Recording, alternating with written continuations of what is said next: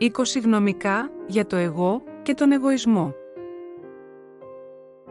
Ποτέ μην έχεις μεγάλη ιδέα για τον εαυτό σου, αλλά και ποτέ μην περιφρονήσεις τον εαυτό σου.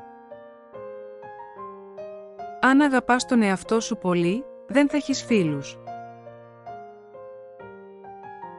Το να μην μιλάει κανείς ποτέ για τον εαυτό του, είναι μια πολύ εκλεπτισμένη μορφή υποκρισίας. Το να αγαπήσεις τον εαυτό σου, είναι η αρχή ενός έρωτα που θα κρατήσει μια ολόκληρη ζωή. Ο εγωισμός είναι το αναισθητικό που απαλύνει τον πόνο της ηλιθιότητας.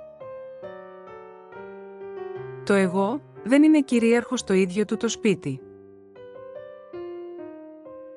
Η νεότητα τελειώνει όταν τελειώνει ο εγωισμός, η ωριμότητα αρχίζει όταν ζούμε για τους άλλους.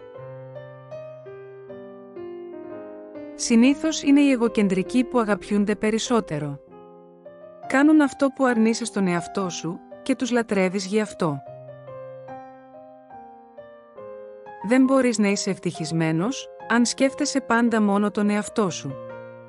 Μέχρι να κάνεις χώρο στη ζωή σου για κάποιον εξίσου σημαντικό με σένα για τον εαυτό σου, πάντα θα ψάχνεσαι και θα είσαι χαμένος. Αυτό που εσύ πιστεύεις για τον εαυτό σου είναι πολύ πιο σημαντικό από αυτό που πιστεύουν οι άλλοι για σένα.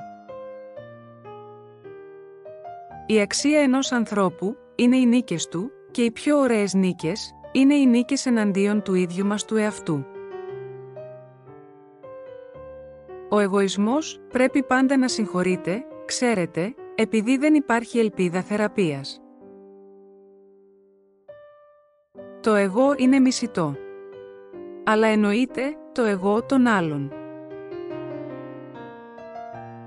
Προτιμούμε να κακολογούμε τον εαυτό μας, παρά να μην μιλούμε καθόλου για αυτόν.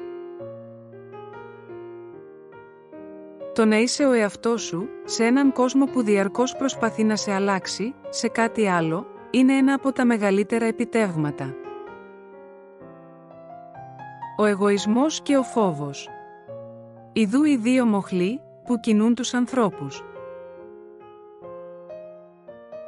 Οι πιο επιθετικές, και συνεπώς οι πιο επικίνδυνες λέξεις στις γλώσσες του κόσμου, βρίσκονται στη δήλωση «εγώ είμαι». Το κακό είναι η άρνηση να δεις τον εαυτό σου μέσα στους άλλους.